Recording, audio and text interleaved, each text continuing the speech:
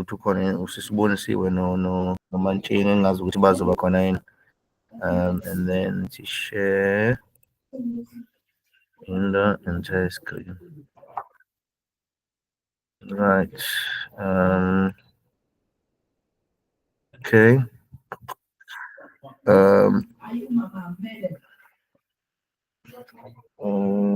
Let's Google la. Ngimove ngizama ukufaka i-screen sami sesibili ngoba umsebenzi engifuna ukwenza la yathi ukontrole ngapha kunye ukukontrole.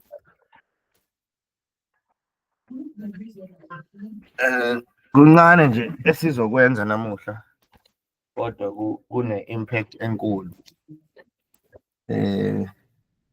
Hayi noma niyakhumbula yini ngikhuluma kancane ngo-Git ukuthi u-Git wethu allows us to version control i-code yethu. Okusho ukuthi ngamanye amazwi asiyenzi lento le ade siyenza yokuthi ukhanda ifayili mase uyinika i-date, unika i-folder i-date ukuze ukwazi ukukhipha track of umsebenzi wakho. Yonke into is managed ngale software. Omunye uzoyibuza ukuthi i-manager kanjani-ke le software, but-ke yikho lokho esizobe sikufunda namuhla. Manje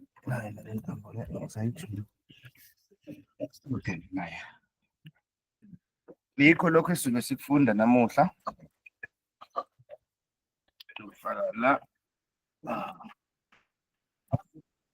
Okay, and then HTML.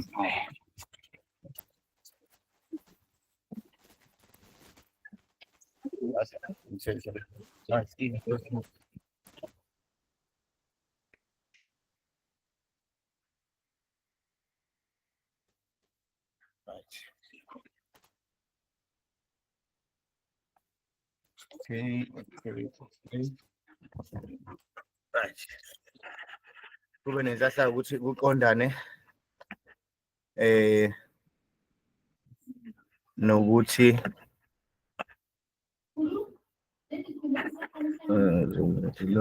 stop presenting mase ngipresenta lesinye screen. Right. Yes. Okay. So kube nenhlahla ke ukuthi kuqondane nokuthi sengibuyile la kule computer le Windows or le nto engizofundisa yona. Right. So into yokuqala kumele si-understande u-Git. Git. Yokuqala kumele sifunde ngayo u-Git. So is a free wonke siyam-understand usho ukuthini. Open source. Open source usuke usho i-software engekho bathi ngesilungu proprietary uphinde Git. Kodwa usuke usho i-software enga-ownwa ilokhunja i-company eyodwa of which leyo software i-private to that company noma i-code yaleyo software is private to that company. So usuke usho i-code esuke ku-contributor wonke umuntu kuyo who is capable publicly. So it goes under scrutiny, verify by abanye abantu ukuthi is the code up to standard. I'll introduce ama-bugs noma introduce into virus kanje. So open source code isikhathi esiningi thina as developers siyayithanda ngoba it encourages izinto ukuthi zibe public, kungabi nezinto ezifihliwe. Right. So uma ngaphosisi i-Linux operating system ngoba sino Windows operating system is not open source, it is owned by Microsoft. So asiyazi code ekhanda i-Windows operating system ukuthi injani, asinayo access kuyo, sikwazi ku right. Kuzoba i-Mac OS, Mac operating system nayo asinayo, asikwazi ku-access. But uma uzobuka i-Linux operating system, uma ngaphosisi it's open source and a lot of the community contributes to it ngama developers. So open source usho lokho. So distributed, open source distributed, usho ukuthi yena it is not controlled or paid for an example by ukuthi kunomuntu ocontrolayo ofuna ukwenza imali ngayo. Version control system. So njengoba kade ngisho ukuthi instead of ukuthi ube nendlela yokuthi wena muthi ngizo-tracker ama-file ami ngokuthi ngikhande i-folder ethi ngenza ama-changes ngalolu suku, nangakusasa ukhande enye i-folder, uzama ukwenza i-version control. Shuthi ngamanye amazwi uzama ukucontrol ukuthi iyiphi i-version osebenza kuyo ye-code yakho. So le software ikusiza ukuthi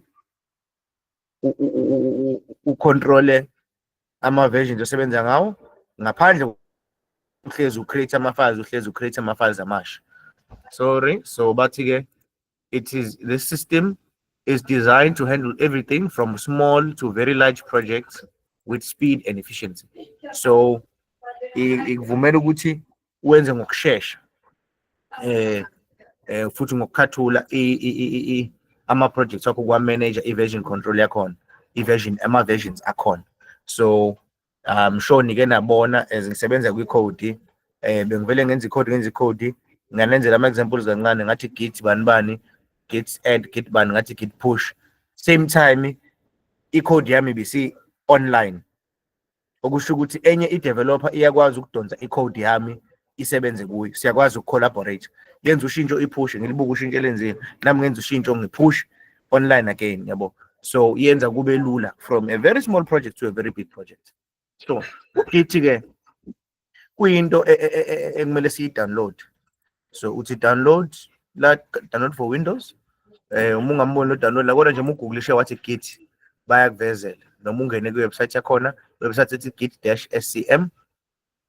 Okay, source control management. Uma ngaphosisi angazi ukuthi and then uzothi la downloads. Uma ngaphosisi lo scm ngenze kumele lokho, right? Mase kuthi-ke we are chooser for Linux, Mac OS operating system, Windows operating system. Okay, download the Windows, ngizothi Windows, bazosho ukuthi click here to download latest what most recent maintained build. It was released 34 days ago.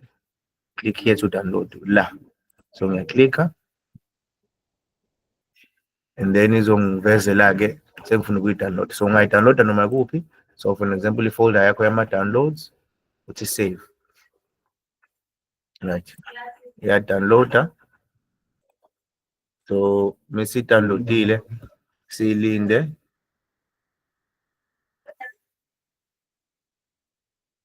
silinda.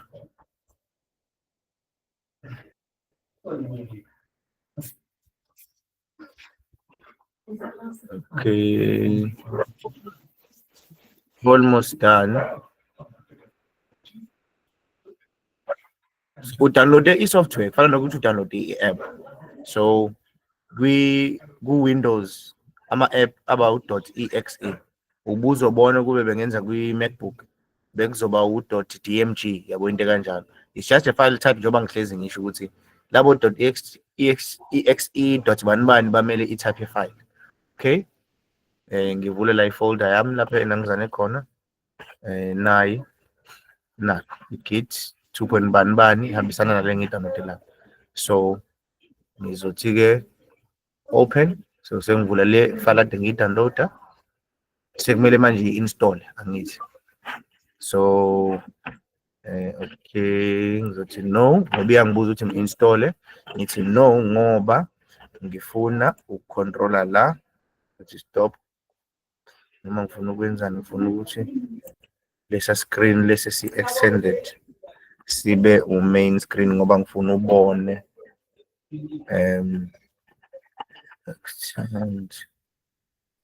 ngizokwenza njani noma angivele ngisharishe lesi singala for now. Stop presenting.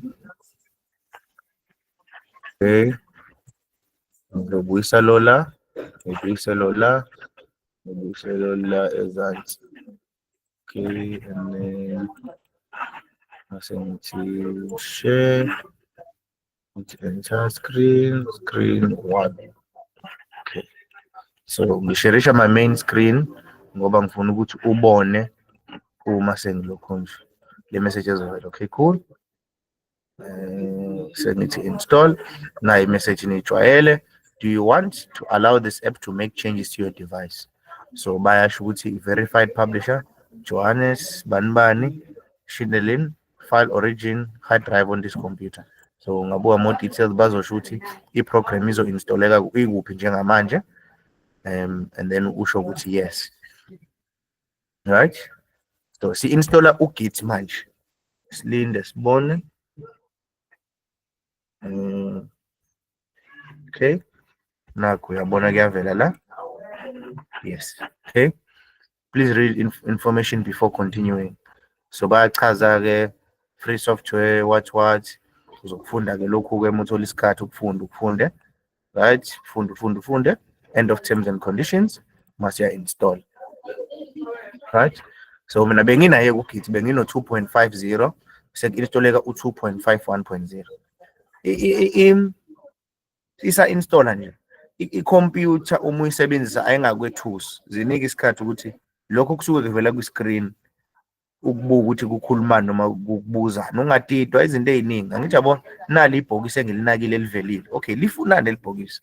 Okay, i-setup leka Git banibani bathi install bathi please wait extracting files shuthi le program ibipackagewe ndlela thizeni eu.exe isiya extractwa manje shuthi iyaqhaqhwa sesikhipha okungaphakathi sikufaka kwikhompyutha yakho manje ukuze le program isebenze ngendlela esiyilindele. Lento iyafana nokuthi mengithi mina ukuze usebenzise iwebsite ade ngiyikhanda uma ngunika u-HTML kuphela leya index.html file yami angeke ipage lami lifane nelakho. Sekumele ngunike ini kumele ngunike no.css wami ngunike nama images am ade under images isizosebenza ngokulindelekile kwewebsite yami futhi iprogram yewebsite yami isebenza ngokulindelekile ngoba onke ama-files present similar to noma yiphi program osuke uyi-installa kwi-computer yakho noma i-app ilokho suke sesikwenza mi-extract install. Okay, again read Git 2.51 setup, completing the Git setup wizard, finished installing. The application may be launched by selecting the install shortcut. To finish, click finish to exit setup. You can view release notes. So ama notes la bakhombisa wona ukuthi yini nani eshintshiwe noma entsha kule version. So njengoba nathi ngathi senze iwebsite yaka Facebook uzothi mhlawumbe version 1 ngenze the top left section. Version 2 noma uzothi version 2.0 ngenze the top right section le nama input. Mhlawumbe version 2.4 uzothi I made my input highlight green.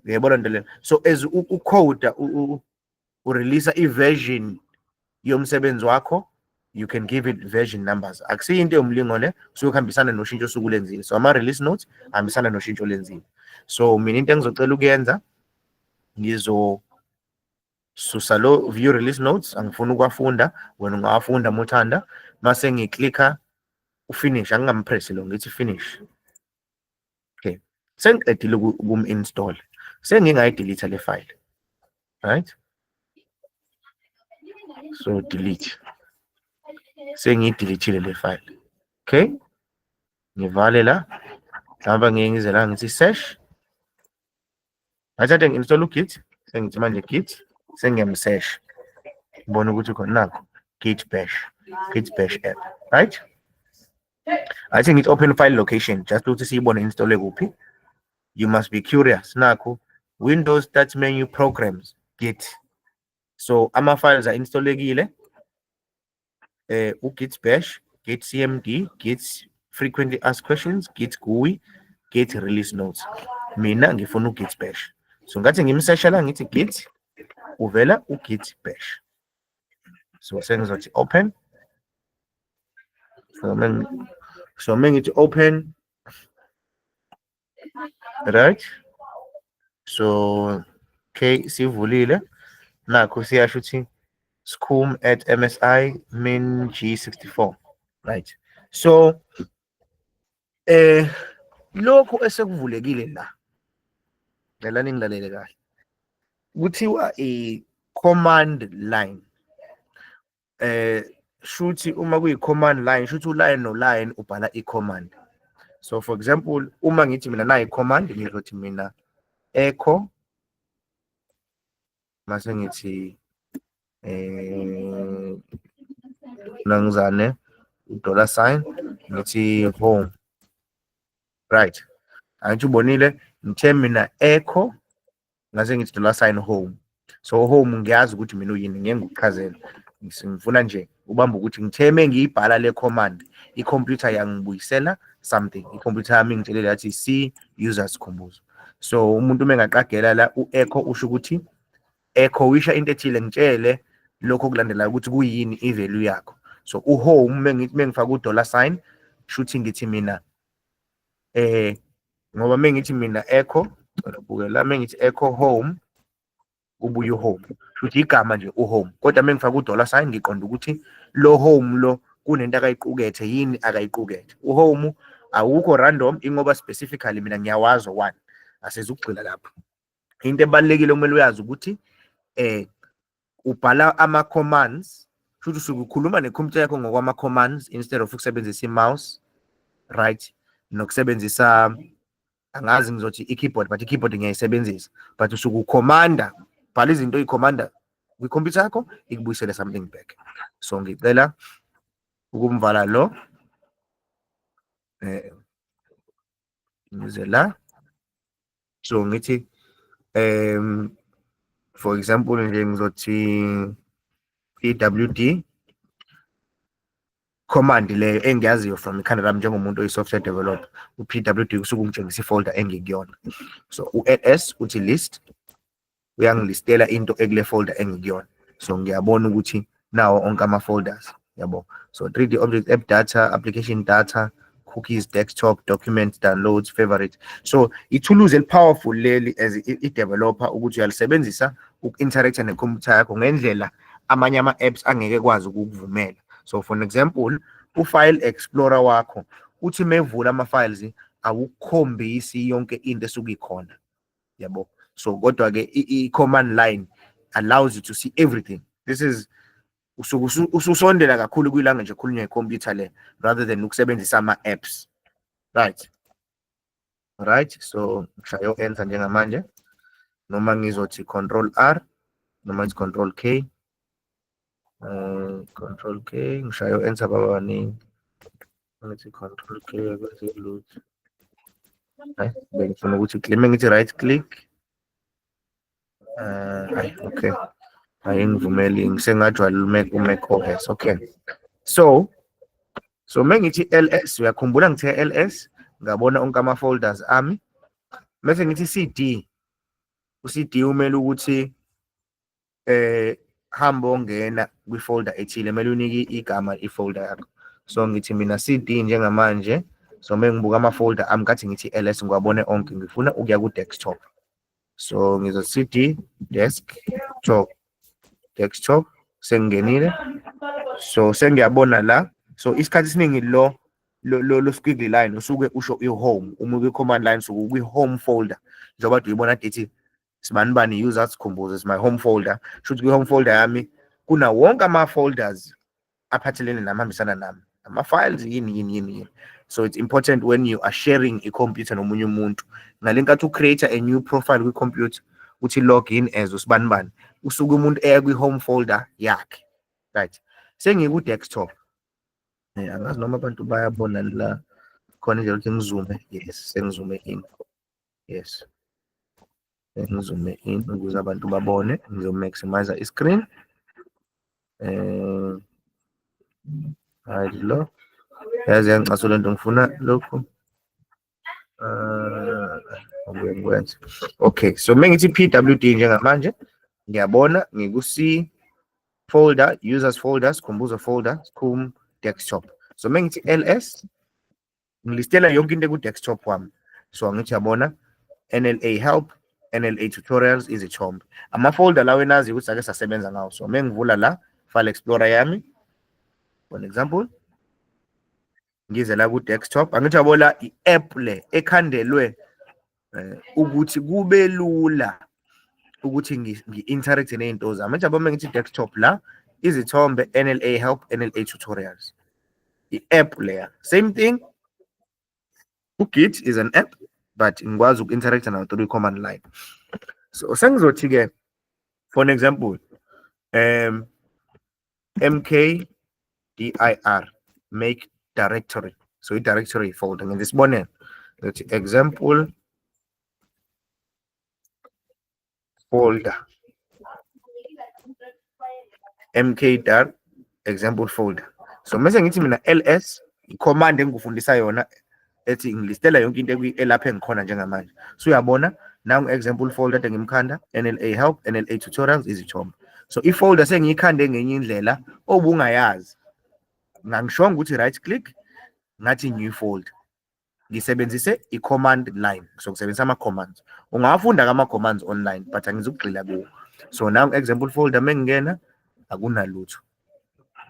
Akunalutho. Right. Okay, angicilile-ke lapho. So i-focus yami isekuthenini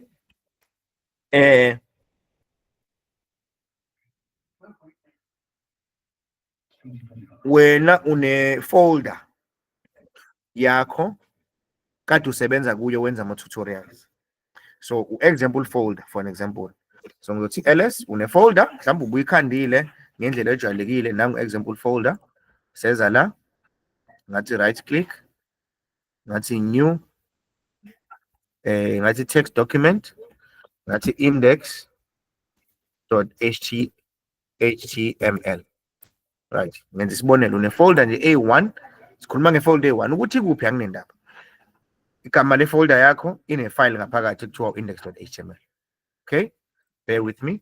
So njalo nawe cabanga ke folder yakho kade usebenza kuyo wenza oma NLA tutorials, usungaya mhlambe ku folder number tutorial 35 ngenza isibonelo.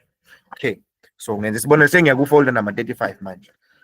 Wena umusha usanda na install uGit, une folder kade usebenza kuyo. Uma uthi ls ubonile ukuthi okay ukuphi, wathi cd, wathi desktop, lapho wazi khona ukuthi desktop, lapho wazi khona ukuthi umsebenzi wakho ukhona.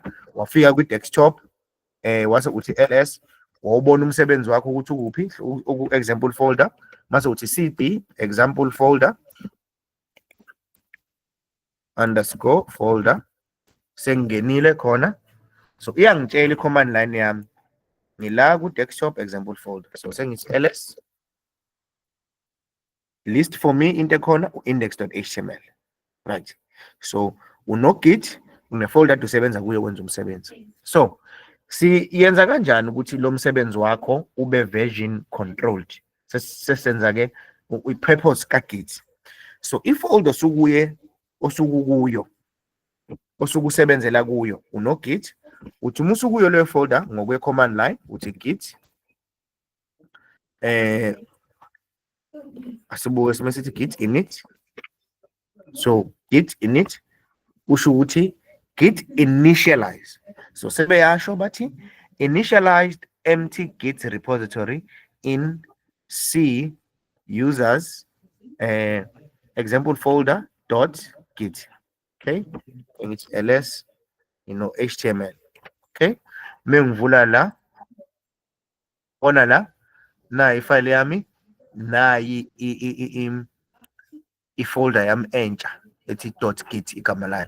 So wena angeke uyibone kwi-computer yakho ngobani, I think eningi lenu uma uyala ku-view nina la ku-hidden items antikhanga. So mina ngingathika ukuthi ngifuna ukuwabona onke ama-file name extension, so njengo-HTML, futhi ngifuna ukuwabona ama-hidden items. So wena uma ngithi la akusaveli u.git wami, it's a hidden item. I-hidden item kwi-folder yakho ngaso sonke isikhathi iqala ngo-dot kulandela igama layo. Right, so ngizoklikha la ukuze ngiyibone, nawe kumele uklikhe ukuze uyibone. Na hidden item uthola la ku-view phezulu, u-view uthi hidden items. I hope niyangifollowisha. Right, sengi-initialize i-folder yami ukuthi ibe no-git, uGit engusebenzisa uku-version controller ifile yami. Right, ama-files ami. So sengizothi-ke mina so mengibuyela nje la ngithi ls ngithi -la bangaphosisi usuke kuzongilistela, ngithi yabo sekungilistela more items la, sengiyambona uGit, sengiyambona index, so kunginika more information such as ama-access rights kuleyo file, but angigxilile kuleyo command. Wena unga-take note of ama-commands engiwasebenzisayo nazo obona ukuthi abalulekile kuwena, right? So okay, command line tool yami sengi-initializile ifolder yami, ngathi mina ngi-add u-git kule folder yami so that I can version control izinto zami. So sengizothi git add mase ngithi dot. So usho ukuthi u-dot yonke into ekule folder engikuyona. Shall enter. Okay, shuthi onke ama-files engikade nginawo sengiwa-add ku-git, onke ama-files akule folder. So ngingachecka ngithi git, ngithi status, git status. So u-git uthini nge-status sefolder yami? Uyasho ukuthi ngikwi-branch umaster, asizukufunda ngama-branch yet. Ithi no commit yet, asizukufunda ngama-commit yet. Ngisafuna ubuke la, ithi changes to be committed, new file index.html. So bathi-ke la, use git rm omele uthi remove dash cached uthi file, shuthi file name la to unstage. Suthi le file yakho isikwi-stage sokuthi izoba committed, right? So uyimakhile, ngithe mina onke ama-files ami. Omunye umuntu uyakwazi ukumakha individual files, but wena ngaso sonke isikhathi uzobe uthi git add all. Shuthi uyawa-stager, wa-adda ku-git. Usufuna ukwa-committer ukuthi u-git akugcinele wona or i-version yaleyo file ngaleso sikhathi wenza i-commit. Hayi ukuthi ugcine ama-files ngqo, but ugcinela i-version yaleyo file. So that means wena uzosebenza ngefile eyodwa, but uyakwazi ukubuyela emuva ngokwama-versions. So sengizothi-ke ngithe mina git add angithi. So sengizothi git commit double m ngithi dash m. So dash m umele u-message mase ngithi sengifuna ukuyibhala i-message, so kumele ngifake ama-quotation marks. So ngizothi my first git commit. Ungayibhalela noma yini nje. Muthando ngathi Scrum's first git commit, right? So uzothi-ke enter. So sengi-committile file yami, bayasho ukuthi mubuka le message ungadideki, git commit dash banibani nakho master root commit i-commit hash lokhu lokwenamba kwi-random ku-specific for every commit oyenzayo, for every version. Scrum first git commit. So this is my message. So one file changed, 0 insertions, 0 deletions. Should say akukho kunye ngu-edile, akukho ngususile, ngi-ede nje ngi-ede file A1. Create mode 100 unendaba nalokho, but basho index.html. So manje git status spawn bathini on.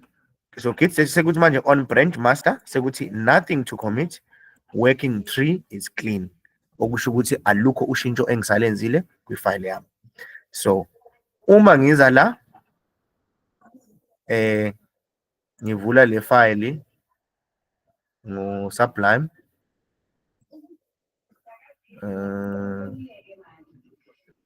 ngivula le file ngo-Sublime wami. Okay,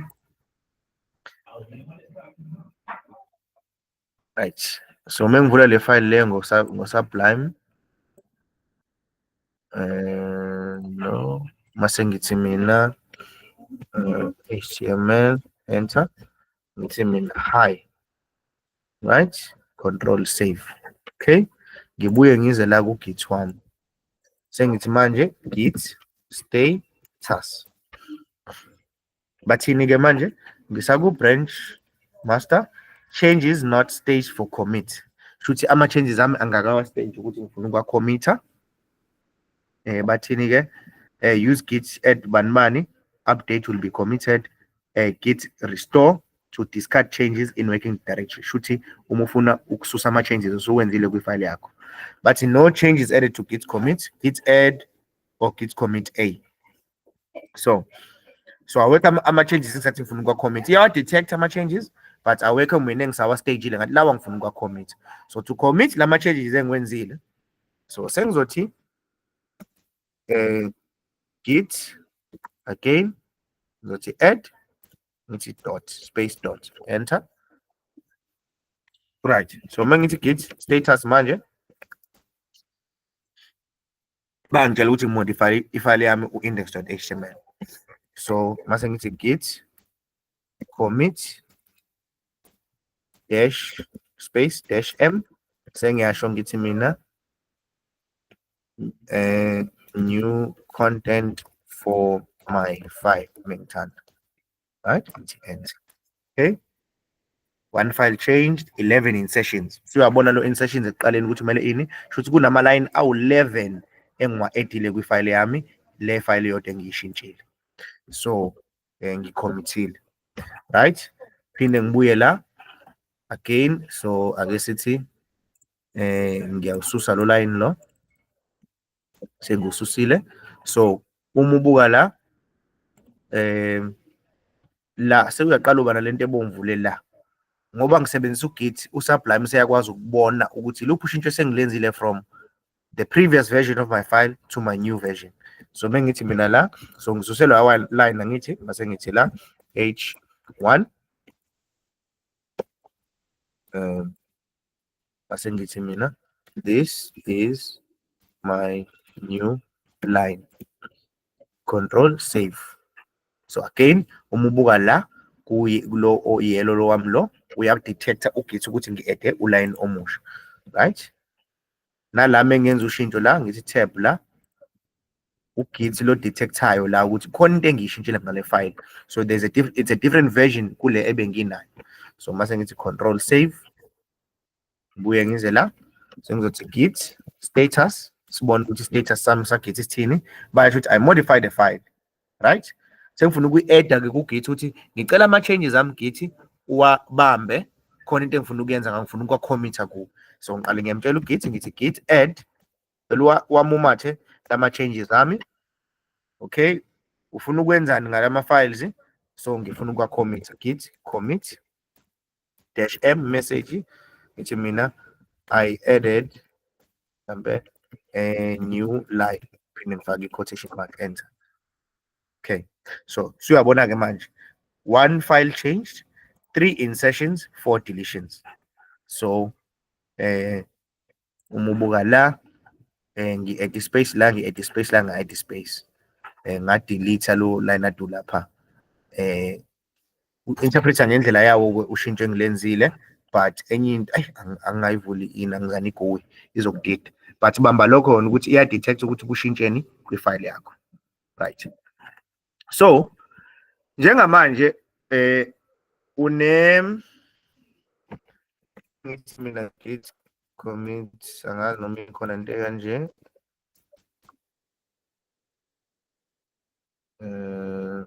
so mengithi git maybe ngithi git history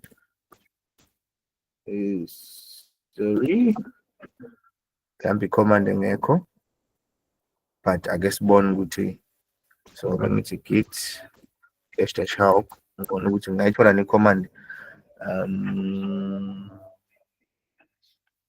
Okay, div state, I show the working tree, show commit logs. So git log. Okay,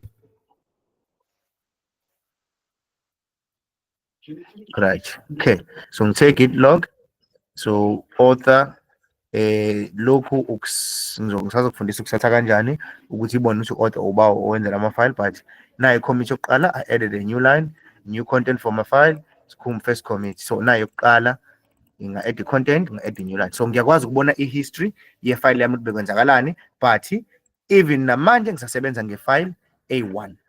So njengamanje ngithi ayibuye ifile yami kanjani, ake sithi-ke ngifuna ukuyibuyisela emuva ngoGit.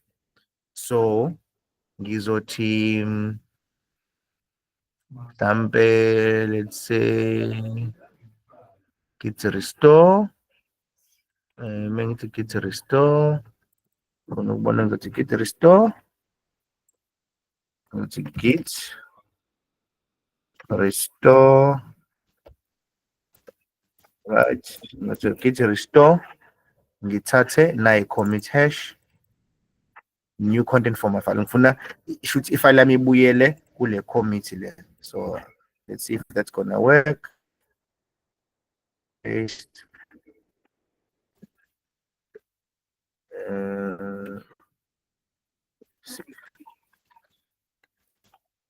enter.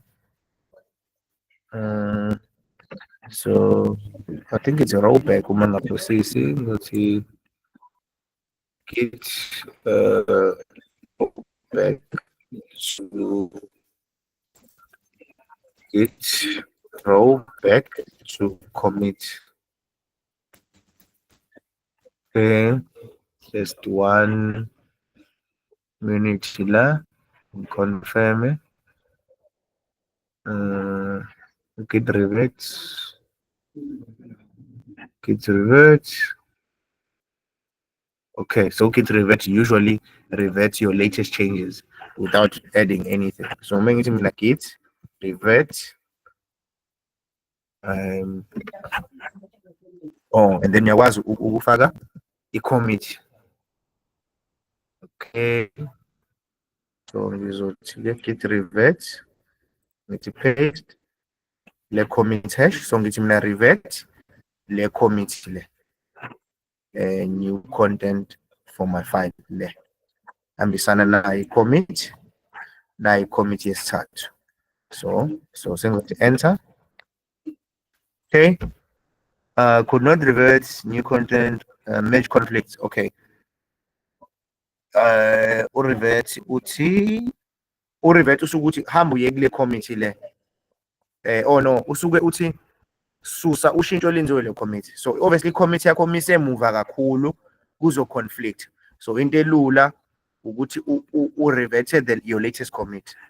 So I think it's added a new line. That's a commit hash. Git revert Control V. So u-revert kwancane ukuthi umsebenzise, but ngifuna ukukhombisa ukuthi u-git. So make it git revert failed. Oh, flip. It's conflict.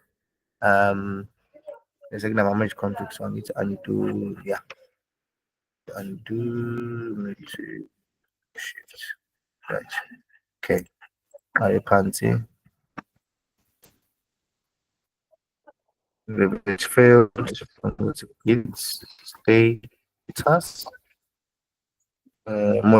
It's in modify. So let's git add all. And then we take git commit my fourth change, right? Fourth one, only fourth. Okay, so I'm going to git log. So my fourth change, file yami njalo. So ngifuna ukuthi ngifuna ukubuyela la, added a new button, thathe le commit, git revert, paste. After resolving, mark them as you can instead give this comment with the revert stage. Report to the state before the git revert. So I'm going to git revert abort, paste instead. So ngifuna ukuyiforsa ngizothi git revert skip. Okay, paste. No revert in progress. Okay. So I'm going to you now, edit a new line, copy this, copy, and then we git revert. And try to go 7 from the command line, and then must need to git revert skip. Okay, paste. Okay, so for la cancel. Ayenze le nto engifuna ukuyenzeka and ngimoshela isikhathi. Ngani ngube ngisebenzisa iGUI, but singenze kanje. So if ngivula iGUI la, so that ngizokukhombisa ngoba manje into engifuna ukukhombisa ngijwayele ukuyenza. So if ngithi git GUI, ngifuna ukukhombisa mhlambe ngendlela evisual. open and browse desktop example folder, select folder, open. Right. So iGUI isuke i-display visual into osuke yenza sijwayele ukusebenzisa yona. So asiwacream ama-comments but ngifuna ukuthi ubone la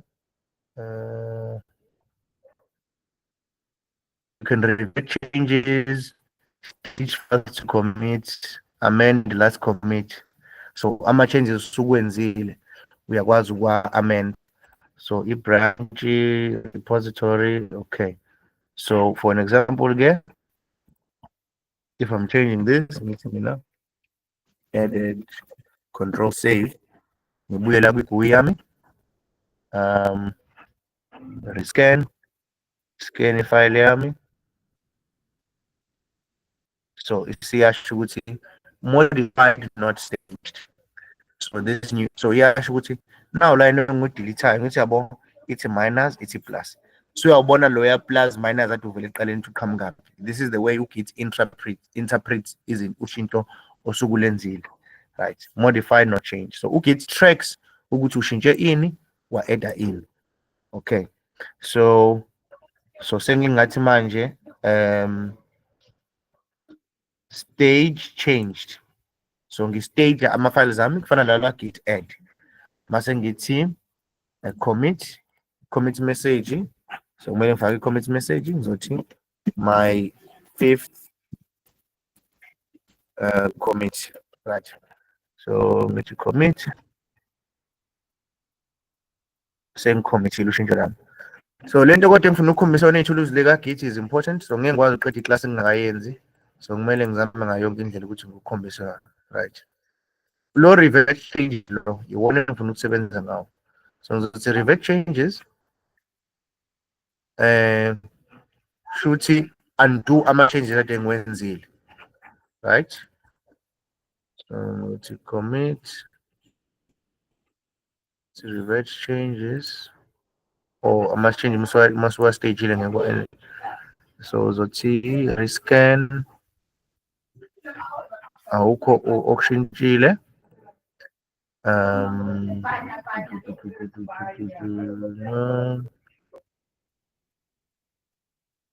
Stage to commit, stage change files to commit, unstage from commit. Amagui lawa abuye engasebenzi ngendlela esiyijwayele. Branch, commit, local, remote, tools, merge, commit, stage file, unstage from commit. Okay, it's unstage from commit spawn ukuthi sinikani. Because if we one example about the power of Git, although I never use it. Git log to the source. Okay, perfect. Okay, so rescan follows. So akasibuke la uma ngithi git log kone. So yonke lawa ama-comments engwenzile. So at this point bekune version ethile file yami, at this point bekune version ethile, at this point bekune version ethile. I hope wonke umuntu unami, right? So la engithe new content for my file uyakhumbula ukuthi bengingakabhali lutho uma ngingakuphosisi bengisanithatha kuphela. So kwenzakalani la? Oh, okay, sifike ekugcineni. So ngifuna le commit hash nokubuyela la. Okay, and then sengizothi okay. So sengizothi ke git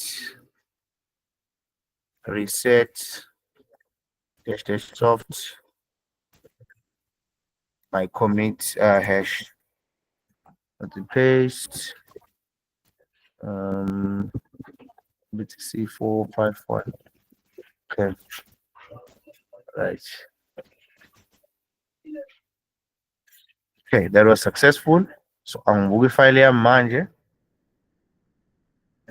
Isikanjani ngibuke la ngithi rescan stage we commit ngibuke la. So staged for commit ngisusa high ngifaka yes ngachazela kanjani lento commit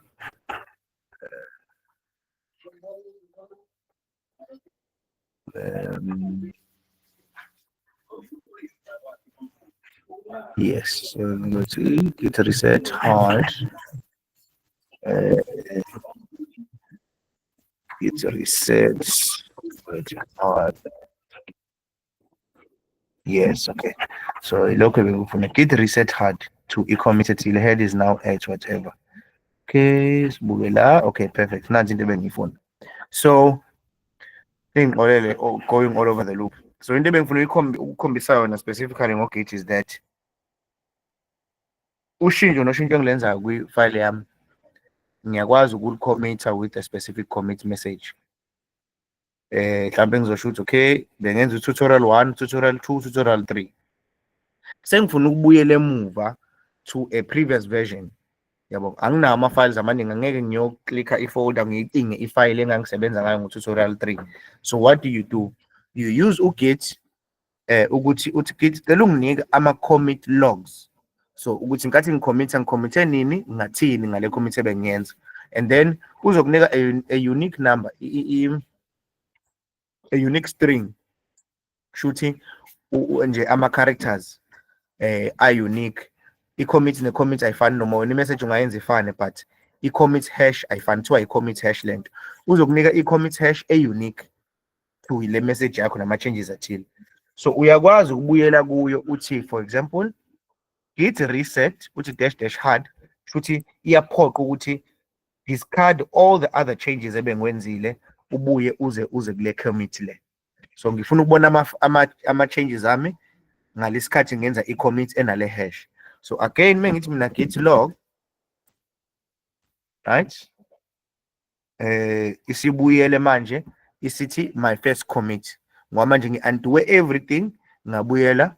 So athi ngibuke manje ithi my first commit, ithi new content for my file, i-delete yonke lento ebengiyenze after le commit le. So obviously hard is very dangerous ngoba udelete onke ama-commits amanye ubuwenzile ukubuyisela emuva uzothi wazoqalela emuva. Angigxilile kulokho kakhulu, but ngizama ukukhombisa the power of Git. The main point or the main power of Git is ukuthi you can do collaboration. So ngale nkathi wena let's revisit, ngithe uya kwi-folder yakho, so ls la ake sithi uthema umvula ugit ubuka home, so ngizothi cd home. So ngifuna si-recap. So wena nkathi uvula ugit after umdownloadile uzobe uhleli la, uzokutshela igama lakho, igama le-computer yakho, what awunendaba nalokho, ukuvezelele the squiggly line. So inqala ozoyenza mhlawumbe ungathi pwd ubone ukuthi ukuphi, iyakukhombisa that's one command engufundisa yona, pwd. It shows you which part you are on, iyakukhombisa ukuthi ukuphi folder.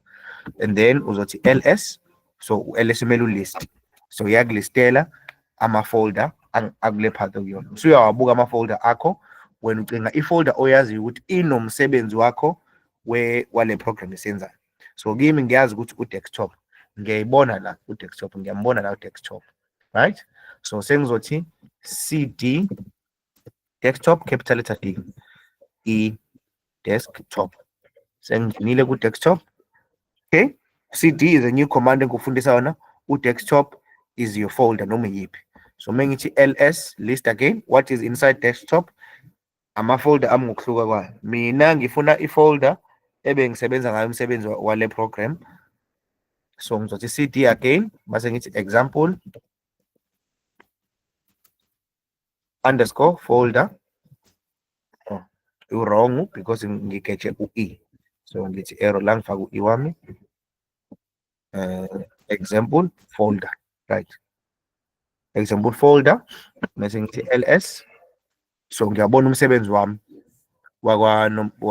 we-program le. So sengithi mina git init. So njengamanje i-reinitialized existing because sengiye ngakwenza lokho. Mase ngithi git add, ngithi dot.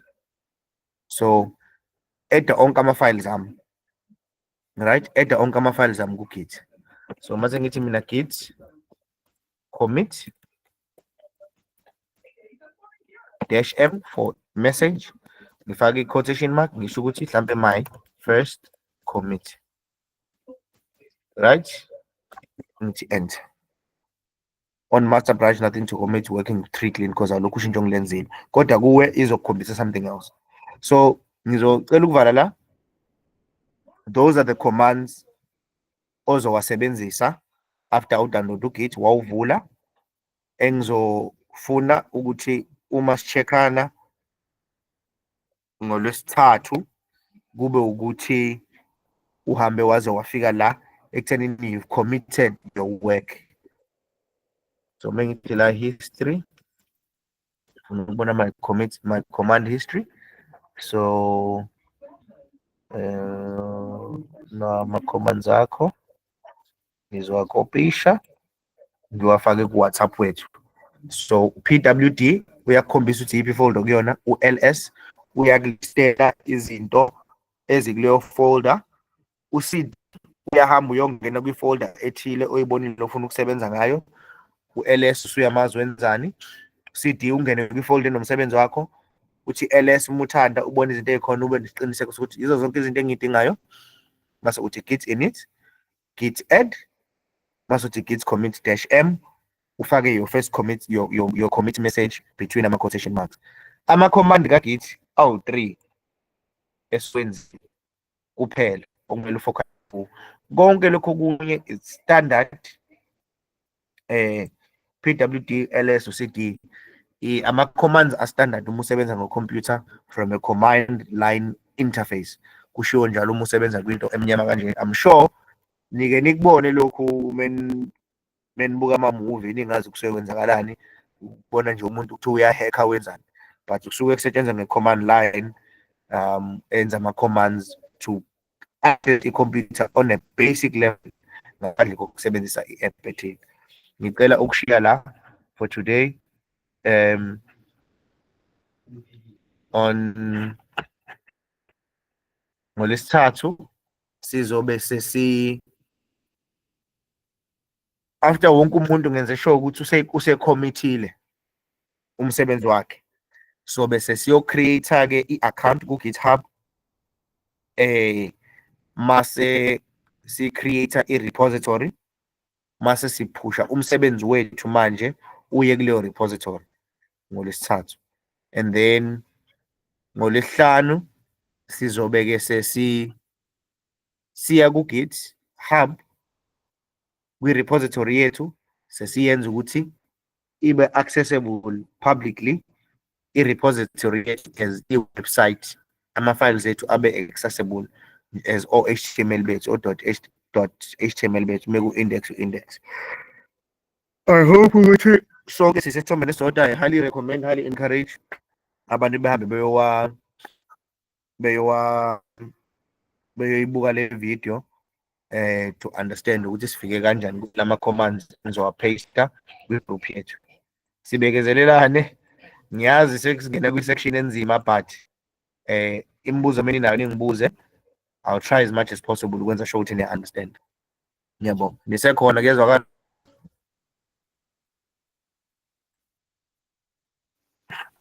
Yebo sikhona sir. Yes, Sir sikhona. akushubile Sorry? manje. Ayikushubile siyeza khona sir. Yabo nje siyeza khona.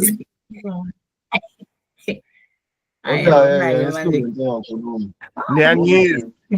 Hey, Sesiyobona ngawe gift ukuthi ngempela ngeke kuhlule yini into engakhulumi. Uzobona. Hey. Kumkezayo. Ayabona manje ya. Yeah. Ngikhuluma language computer manje. Lapha vele usukhuluma ne-computer straight, ama-commands. So akunike ngifuna nikunake anenze nje uzame kwikhompyutha ukuthi uyokwenza download git, uvule uranele ama-commands ambalwa, commit your changes, ushiye lapho. Usungahambi yo-research okunye uma uthanda but just do lokho engikucelile. Okunye nokunye soqhubeka ngoba uma uzozama ukubamba manje uyocrack ikhanda. Yebo. Alright sir. Hayi, Alright. into wabaleka la. Ayikho inkinga. Hayi ningabaleka sibonane Wednesday nibuye. Anifuni kanti iwebsite yenu ukuthi umuntu umnike ilink emsebenzini noma abangani bakuthi aningene kule link ubuke iwebsite engiyikhandile. Angithi sifuna ukufika lapho. Njoba nganikhombisa ngayenza yami iwebsite nganithumele le link. Ungayiforwarda noma kubale ya link izomkhombisa iwebsite ekhanda umini. Eso. So nawe kumele ufike esigabeni sokuthi ukhande link yakho nawe uthathe leya link uyithumelele noma kuba abone into ekhanda wena nayo website ekhanda umini www.bani yimi engicontrolayo. Akumele sifike lapho. Yebo siyabonga sir. Alright, ayikho inkinga. Ngicela ukubona Wednesday ngizofaka i-attendance yethu as well as lama commands ade ngiwasebenzisa namuhla. Hayi, sibonga kakhulu. Bonga mina. Bye.